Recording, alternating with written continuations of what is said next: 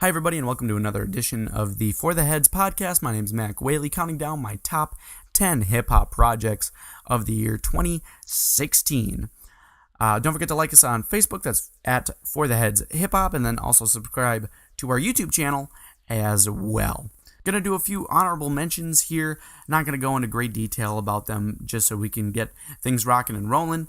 My honorable mentions this year: The Sky is Falling by Heiruspecs, a short little EP there, pretty soulful. Prima Donna EP by Vince Staples. Vince's instrumental choice is more vibrant on this EP, and I'm excited to hear his next album that connects to Summertime '06. Lead Poison by Elzhi, very relaxing conceptual album. This is my first listen of Elzhi. I really enjoyed this project, pretty relaxing. There's a Lot Going On by Mensa, another short EP, 6 or 7 tracks here. Lots of Kanye influence. Liquor Locker is one of my favorite tracks of the year, and I'm excited to hear his full-length debut album. And my last honorable mention is The Bucket List Project by Saba. He made quite a few guest appearances, notably on Joey Purp's mixtape, Chance the Rapper's, and No Name's mixtapes as well. Some nice catchy melodies here, interesting concept around the bucket list, and more relaxing hip-hop, and it doesn't fail to provide a few bangers as well. Alrighty, now let's get into our top 10 projects of the year. Coming in at number 10, we have Black America Again by Common. This is Common's best album since B, but it's not better than B. The title track on this album is amazing. Black America Again, one of the best Common tracks of the past few years.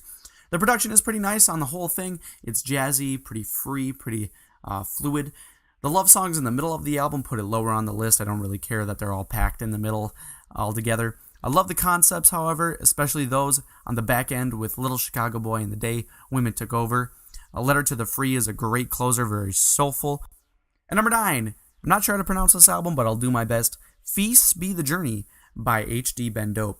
HDBeenDope continues to grow as an artist. He does some expanding and does a little bit more singing on this album. Doesn't have a ton of range, but it still makes for great catchy hip-hop from the get-go, especially on the intro. Still makes it a great and complete conceptual project with skits, like he always does, or like he has done for the past few. I like last year's The Great Area a little bit more, a few more bangers. Some of the production was a little bit brighter, but this is still a fantastic project. It's free. You can download it on his Bandcamp, and I highly recommend that you do so. At number 8, Do What Thou Wilt by Ab-Soul. Ab-Soul came back with a vengeance after the mediocre These Days in 2014 and From the Get-Go on Raw Backwards, featuring Zakari.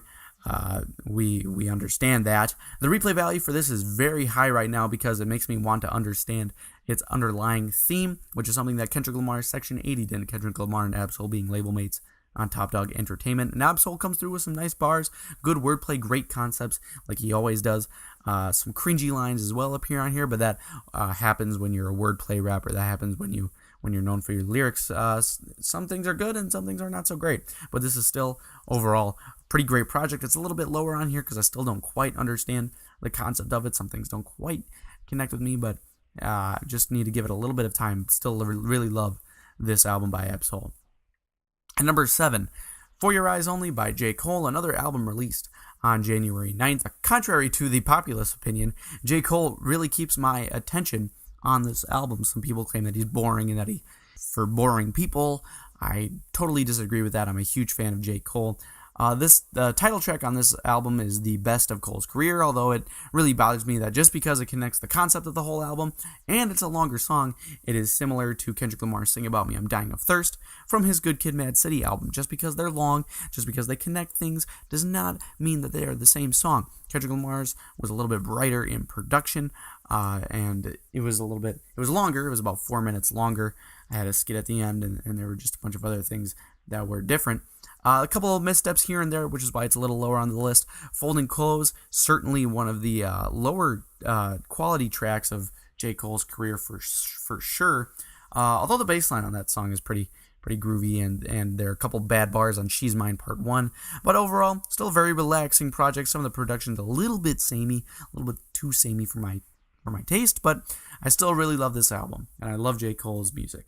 Number 6, Coloring Book by Chance the Rapper.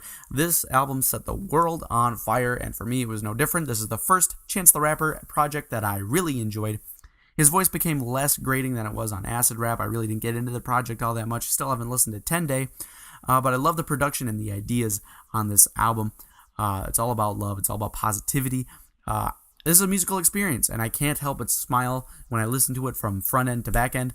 Shout out to Chance's SNL performance as well, one of the best over the last few years, and again, just can't help but smile when you listen to Coloring Book.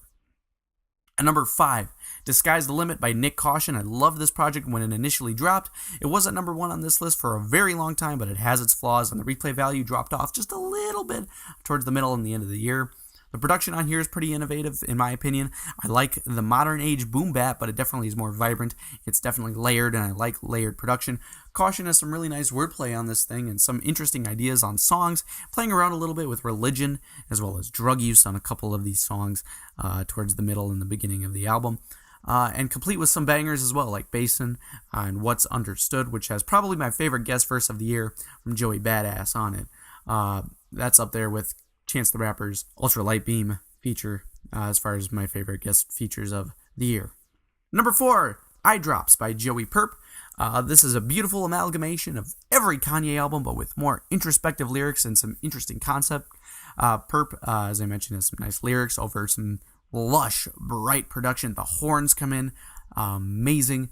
It's ear-catching from the beginning to the end and makes for a very high replay value. It makes me really excited, especially on that last track, Escape. I'm really excited to hear what he's got going on, and he stays on topic for all songs. This was my introduction to Joey Purp. Really like what I heard from him. He's affiliated with Chance the Rapper. He's got a feature on here. Mick Jenkins also with a feature. Really like what he did on this project.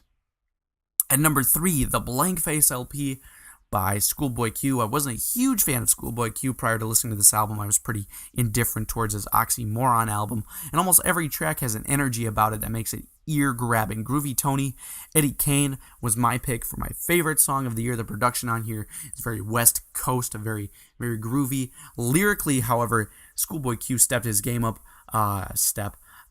and for almost an entire project, and I love the West Coast vibes that this album gives off. This was another one that was number 1 for probably a couple months here. I just loved it. The replay value was super high, but I just found a couple projects that were better. And one of them, at my number 2 spot, Atrocity Exhibition by Danny Brown. This is a mood album in the sense that this is what it feels like to be on some pretty heavy drugs.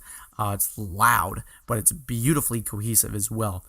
Kind of some old school vintage, almost arena rock type of instrumentals with the samples. The first track is titled Downward Spiral, and from the get-go, throughout the entire album, that's exactly what it feels like in concept, certainly not in quality. Brown's voice does not bother me on this. I thought it would, but it doesn't, and I feel as if no other rapper could rap over this kind of production. It's very loud. On the last song, Hell For It, the line, I lived through that shit so you don't have to go through it, really connects the whole thing and makes you understand the project as a whole, and I have a feeling this album will be remembered for a very long time. And my number 1 project of the year 2016, We Got It From Here, Thank You For Your Service by A Tribe Called Quest. A very fitting send-off for the group. Glad they got to get one more album in with some Phife Dawg vocals on there. I love the instrumentation on this project as well as every single guest feature. Shout out to Q-Tip for the production.